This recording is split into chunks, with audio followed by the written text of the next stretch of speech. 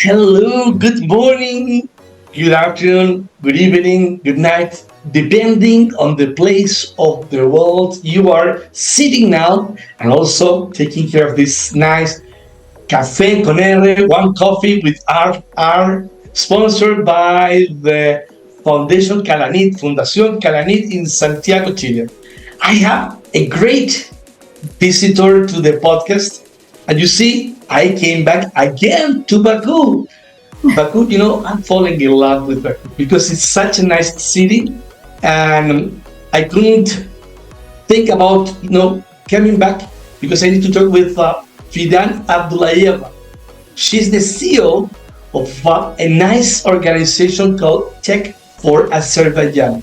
And she's creating an alumni network who's dedicated to making a social impact for the communities here in Azerbaijan. So, Fidan, thank you very much. And I am so happy to have you here.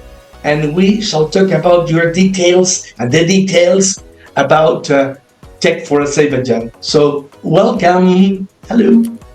Thank you. Hi, Roberto. It's so nice to be here in your podcast, in your amazing podcast, and that you gave me opportunity to talk about organization Teach for Azerbaijan. I think that honestly, Teach for Azerbaijan organization, it's not only organization. It's a way of thinking, it's a way of living, and it's a way of loving. Not only for me, but for everyone who works for Teach for Azerbaijan. Giving a small introduction about organization is Teach for Azerbaijan is a early stage prospective partner organization of Teach for All global organization. And we at Teach for Azerbaijan, we see teachers as more than educators. Because Teach for Azerbaijan is a fellowship program for 2 years for young leaders, young graduates who chose to be teachers in rural schools. And they have their fellowship program for 2 years, and then they become alumni of our organization, where we build movement of people who continue to make changes in the communities. Great. I mean, that's amazing. And it's very important that we can tell the audience when you talk about the rural, and there's such a big difference between the education in the big cities and the rural. And how do you think that you are empowering these people in order to be creative in these rural cities? And also, if you can let us know which are the rural areas that you are now performing in Azerbaijan. Mm-hmm. Yeah, thank you. So as I mentioned, Teach for Azerbaijan is more than an organization for all of us. And at Teach for Azerbaijan, we see teachers more than educators. They are catalysts for transformation in education, and we empower them to lead by example, embedding critical thinking and creativity in their teaching practices. And through our leadership program that we develop and provide them for 2 years, teachers are trained to foster a love for lifelong learning, not just in their students, but also within themselves. Because in our program, we start within ourselves. Because if you cannot feel yourself, you cannot teach other people. So they learn to ask the right questions, challenge norms, and create a classroom environment that celebrates curiosity. For us, it's not just about transferring knowledge, it's about cultivating a mindset that encourages every child to see possibility, to dream big, and to take ownership of their learning journey. Dream big. That is important because it's something that I think in the world it's kind of missing. People I think that you see the world around, there's some geopolitical things around the world. So think big. It's important. So going on that way, what is the program you use to create this alumni network that will be dedicated to continue making a social impact for the communities in Azerbaijan? We are building an alumni network grounded in the belief that our fellows' leadership doesn't end in the classroom, as I mentioned before. And our alumni program is designed to equip them with tools and connections to lead initiatives that address systemic challenges. And many of our alumni will continue to advocate for educational equity, the value that is very personal for me, and not only for me, but for everyone who works for this organization. And they can start their social enterprises or take up the leadership roles in the education field. So this network acts as a hub for collaboration, where shared experiences and collective insights amplify the impact. And in our long-term of organization vision is for this network to serve as a backbone for sustainable social change across Azerbaijan. Okay. And how do you foresee the global competence for the students in their future?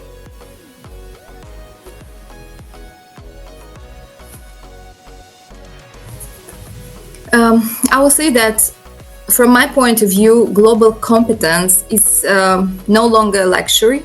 It is a necessity for today's students. And at Teach For Azerbaijan, we aim to prepare students to navigate an interconnected world with confidence. This means that equipping them with critical skills like intercultural understanding, problem solving, and adaptability. And we envision our students becoming individuals who do not only excel academically, but also thrive in diverse environments and contribute meaningfully to global discussions and take bold actions to address shared challenges such as climate change, inequality, and innovation. And by fostering this competence, we are building a generation that sees itself not just as part of Azerbaijan itself, but as a part of the global community. And we do this with the help and support and guidance of our teacher fellows who get the guidance from us. And how do you feel about the students, receiving this information from you and thinking that this will be a good position for them in the future? Do you think that the students are now capable to understand what you are trying to develop? Because I'm just trying to think, Baku, big city, and then I traveled to a rural area, which is not really developed.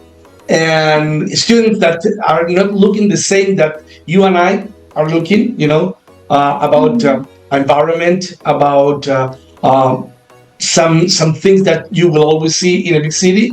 And how do they imagine the way the world will be or could be? Both things. You said the right thing, what students think right now. So students are not our future. Students are our present. So in a rapidly changing world, their voices, ideas, and actions are essential for driving sustainable development now and innovation in Azerbaijan now. So through our programs, we encourage students to think critically about the challenges facing their communities and inspire them to find innovative solutions.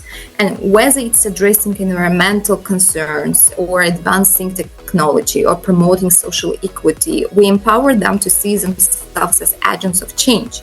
And by instilling a sense of responsibility and creativity, we help them realize that they have the power to shape a better and more sustainable future for the community. And how we do this is by actually listening to them and hearing from them, so they feel empowered, so they can open and develop their potential that they have. And when you say listening and hearing, because those are two different things. I mean, you can listen but never hear. And the important thing is to hear. How do they hear you? Because maybe they can think, these guys are coming from a big city. I am sitting in this small classroom. Do you think that it's kind of difficult in the beginning? Because at the end of the day, I know that you will be successful in the program. But in the beginning, how difficult is for you guys to keep the attention of these students? Yes, this is a very good question. That is why it's important to be from the community actually they are living in. So our teacher fellows are being recruited and selected from the community they are going to teach. So these fellows and students, they have the same language and the same communication understanding, That's why students are very open And our teacher fellows have the tools how to listen and to hear their students. And the students that are active contributors. And I think that sustainable is important because COP29 was in your in your city in here in Azerbaijan. Yes. How do they feel about sustainable in the future and innovation for Azerbaijan? I will say that this year at COP29, I could see a very good development in terms of youth participation. Youth participated in almost all panel discussions. And I feel and I know that this is a big step forward. I saw how youth was active, in discussions, in giving their ideas, in providing their opinions about what is happening in the world. They gave a very good let me Sure, we can wait for you. Yeah, thank you. So they gave a very brilliant examples of what they did, for example, in the last years in terms of addressing the climate change problem. For example, they were youth we were working with for 1 year, youth from underprivileged families, and we could see this transformation, how this youth transformed from the first trainings and workshops till the last trainings and workshops, and how they address and find out the solutions to address the climate change problem. I'm talking about specifically about the climate change because the topic was for COP29 this year, the climate change. So I think that this generation is very open, but it's very important how you develop their potential, how you have the self-awareness in order to develop it, to open potential of the students and children you are working with. That is why in our theory of leadership, that I will give you more information, it is very important to go to the roots, to understand yourself first, and then to work with people. So it's a big responsibility from your organization as as teachers and teaching, because if you have a generation like today, you can see they are very open. So if you guys as good teachers and good helpers, you will really have a good, even though I always thinking about a good future for these people, and they can make the change in the future. Is that right? Yes, exactly. And this is what we're trying to do. We're trying to empower the students and children and young people to be the agents of change. Not to be, but to live with these feelings, so they can make a very good, sustainable impact in the future. But you need to start now, and we are doing this. Yeah, and I remember I was talking to you kind of weeks ago, and we were talking about the theory of leadership, and I was really amazed when your about your thoughts about this theory, and I would like you to share with the audience what is this theory of leadership from your organization, Teach For Azerbaijan. A theory of leadership. We started to develop theory of leadership even before we actually founded the organization, because while developing this theory of leadership, we went to the community and we were literally in the field developing our own theory of leadership. And that is why our theory of leadership is rooted in the belief that true change begins at the grassroots, and we inspire students to embrace their potential as leaders who can make a difference in their own communities. And by nurturing skills like empathy, collaboration, and resilience, we help students understand that leadership is not just about holding a title.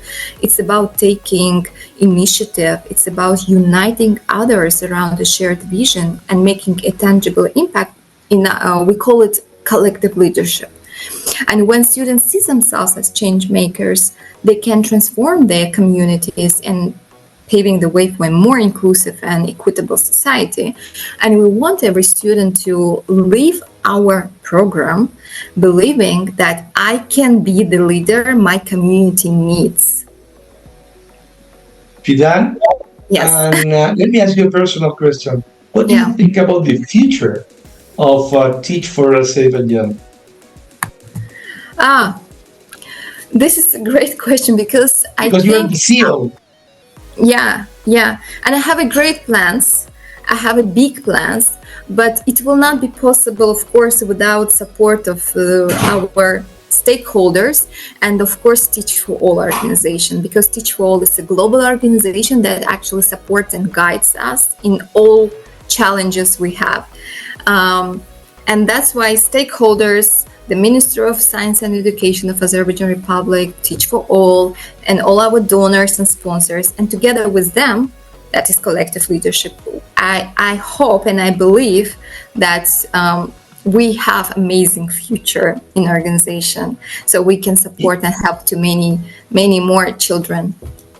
You know, Fidan, I mean, our podcasts are really well listened in Azerbaijan. So it's the time for you to ask to donors and to others, to the government, and say what you need to be really successful in the future. I mean, the screen is open. I mean, you can ask, because I know people will listen what you're saying.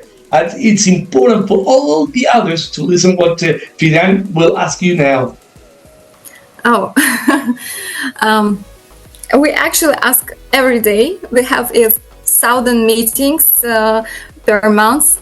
But what I want to ask everyone is to believe in us, to believe in our vision and mission. And of course, we need financial support as well, because without financial support, we cannot sustain in a sustainable way. So everyone who is interested are welcome to contact me, or we can have a meeting, we can have a coffee. So I hope for support from many other people as well. How shall them contact you? Do you have an email address or whatever you can share with us in the program? So until now, and I will dig this in the future. I will ask how well you're doing. Please let us know which is, email address, whatever. I mean, I want you to be successful. Roberto, can you answer once again? I couldn't hear you well. Yeah. If you can give us the contact, whatever, an email for people to talk with you, and also be in contact with you in order to join, forces and be successful in the future. Yes, I can share with you my contacts. So maybe you can put it somewhere as a link. So everyone interested becoming the volunteering, or it can be financial support, it can be any other support like expertise and knowledge sharing, they are welcome to contact me in person via my email or my mobile phone. Okay, so guys, I will, whatever you will see, this video will be on YouTube and in other social networkings. You will see the email. You need to contact Fidan because it's an important person which is pushing towards the future of Azerbaijan. So anyway, well, the time is, it was a good conversation, but we have reached the time and we need to go to another coffee with R. And Fidan, let me give you my virtual hack. And I would like to invite our audience to watch another coffee with R, because we will have, two young fellows in the future, the real near future, and pushing for the entrepreneurship, the social contribution, and everything. So, guys, thank you very much, and bye-bye now. See you.